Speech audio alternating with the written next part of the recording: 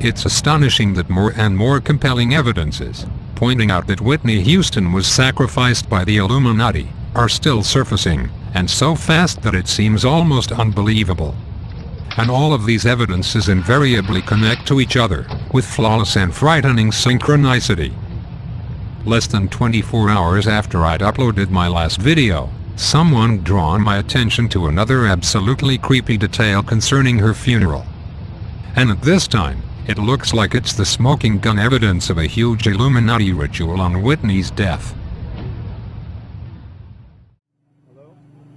This new evidence was spotted outside the Wigham Funeral Home in Newark, as the body of Whitney Houston, celebrities and attendees arrived for the ceremony. And I dare you explain this. Well, acknowledge that you heard me, please. Standing by, dumping.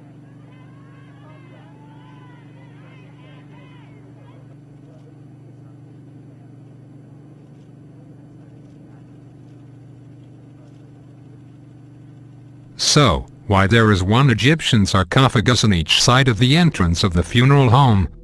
Notice how they are placed forming two Freemasonry-like columns, in front of the restricted entrance of the church, where only celebrities and the relatives of Whitney Houston had access. If she was raised into the Baptist church, how come there are two Egyptian coffins in her funeral? The answer can be only one. The Illuminati are blatantly flagging that they sacrificed Whitney Houston. By this daylight shot, we can better see the replicas of the Egyptian coffins, though it's not possible to identify their faces. They could be pharaohs or deities, but the question that sends chills down the spine is why they have actual human body sizes. As far as the casket of Whitney Houston was sealed and locked, it gives room for some very creepy speculations.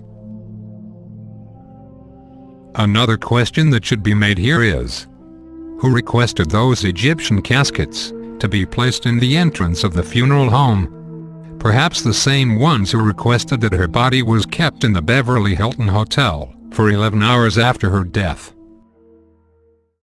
Anyway, maybe now you are gonna understand why in the other videos, I made the connection with the discovery of the 3,000-year-old tomb of Nemsbadstedt, in the Valley of the Kings in Karnak.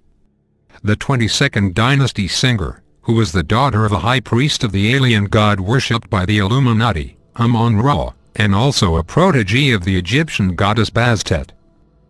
The mainstream media made a lot of noise about this discovery, and I couldn't figure out the reason until the day of Whitney Houston's death.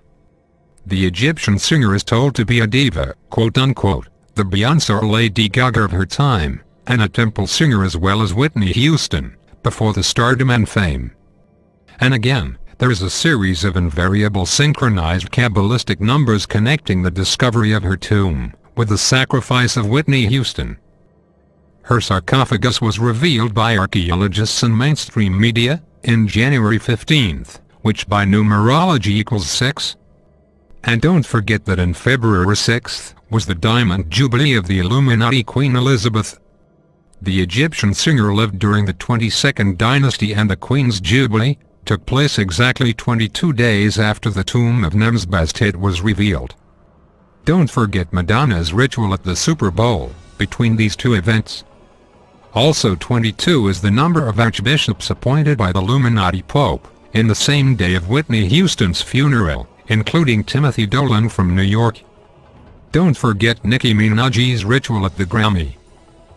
But the creepiest detail here is that Whitney Houston's funeral took place in the end of exact 33 days from Nemsbadstedt's discovery.